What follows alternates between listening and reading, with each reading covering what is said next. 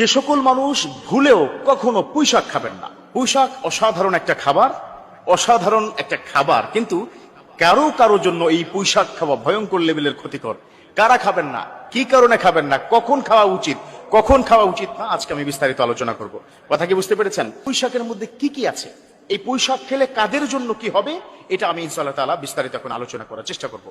এক নম্বর হচ্ছে, পুঁই শাক খেলে যাদের কোলেস্টেরল অতিরিক্ত লেভেলের, সে কোলেস্টেরলটাকে কমিয়ে দিবে।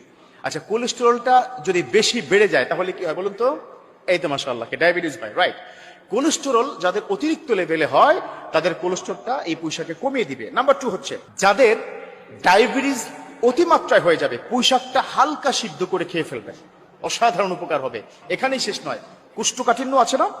আপনাদের কোষ্ঠকাঠিন্য আছে তো? কারো কারো কোষ্ঠকাঠিন্য হয়, পাইলসের প্রবলেম হয়, পুঁই শাক খাবেন। পুঁই শাক পাইলসের খুবই উপকারী একটা খাবার এবং কোষ্ঠকাঠিন্য কমিয়ে দিবে। তা এই পুঁই শাকের মধ্যে প্রচুর পরিমাণ ক্যালসিয়াম আছে। এবং কয়টা কি ভিটামিন আছে একটু বলে দেই। কয়েকটা কি ভিটামিন আছে? ভিটামিন বি, ভিটামিন সি এবং ভিটামিন এ, তিনটা এই পুঁই শাকের মধ্যে আছে। এখানেই শেষ নয়, যে পুঁই শাক যদি কেউ রেগুলার খেতে পারে তার স্কিন আর ভাঁজ পড়বে না। মেডিকেল সায়েন্স বলেছে, ওই জার্নালের মধ্যে আমি পেয়েছি, তার স্কিনটা টান টান থাকবে। এখানেই শেষ নয়, বিশেষ করে বর্তমান মেডিকেল সায়েন্সকে বলেছে, যারা অতিরিক্ত লেভেলের সাজুগুজু করেন, যারা প্রচুর পরিমাণে মেকআপ ব্যবহার করে, তাদের মুখটা কিন্তু একটু বটে যায়। আপনি দেখবেন যারা গ্ল্যামার, যারা নায়িকা, যারা হিরোইন, যারা নায়ক, তারা কিন্তু খুব দ্রুত তাদের স্কিনটা কি হয়ে যায়, একটু কুচকিয়ে যায়। তাদের মেকআপের পূর্বের চেহারা দেখলে আপনি ভয় পেয়ে যাবেন, কি ব্যাপার, তাকে স্ক্রিনে কি দেখলাম, অন স্ক্রিনে কি দেখলাম, আর অফ স্ক্রিনে তাকে কি দেখছি, এরকমই হয়। অতিরিক্ত লেভেলের মেকআপ যারা ব্যবহার করে তাদের স্কিনটা একটু বটে যায়, একটু গুটিয়ে যায়। এই পুঁই শাক তাদের স্কিনটাকে টান টান রাখবে। এখানেই শেষ নয়, অনেক মা বোনরা আমাকে বলেন, হুজুর একটু দোয়া করবেন, মুখে প্রচুর পরিমাণে বর্ণ উঠে গেছে। তো যাদের প্রচুর পরিমাণে বর্ণ উঠে যায়, পুঁই শাকটা খাবেন।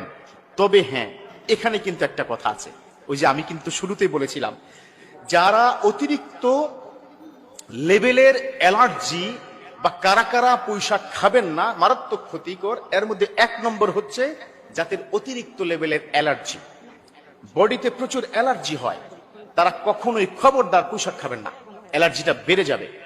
এখানেই শেষ নয়, যাদের অতিরিক্ত লেভেলের কোল্ড অ্যালার্জি, ঠান্ডা, সর্দি প্রচুর, পুঁই শাক খবরদার খাবেন না।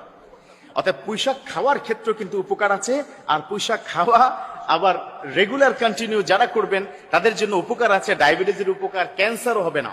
আমি ওই পত্রিকার মধ্যে পড়লাম যে সেখানে বলেছে যে 40% ক্যান্সার লেভেলটা কমিয়ে দেয় যারা পুঁই শাক খায়, বিশেষ করে মা বোনদের। পুঁই শাক যারা খাবে তাদের 40% কি হবে, ক্যান্সারের লেভেলটা কমে যাবে।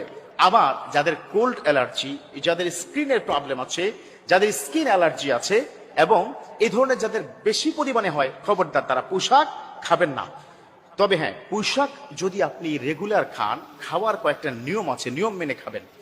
যেমন 1 নম্বর নিয়ম হচ্ছে, অতিরিক্ত লেভেলের পুঁই শাকটা সিদ্ধ করবেন না, তাহলে পুঁই শাকের গুণাবলীটা নষ্ট হয়ে যায়। হ্যাঁ, একটু হালকা সিদ্ধ করে খাবেন। পুঁই শাকের যে ডাঁটাটা আছে, এটা কিন্তু আঁশযুক্ত খাবার। এই ডাঁটাটা স্বাস্থ্যের জন্য খুবই উপকারী। ব্লাড সার্কুলেশনের সবচেয়ে বড় কথা, স্ট্রোক করা থেকে পুঁই শাক আপনাকে আলহামদুলিল্লাহ আল্লাহ পাক বাঁচিয়ে দিবেন। পুঁই শাকের উসিলা স্ট্রোক করা, হার্ট স্ট্রোকের সমস্যা, হার্টের প্রবলেম, এই পুঁই শাক আপনাকে ক্লিয়ার করবে। কি কারণে জানেন?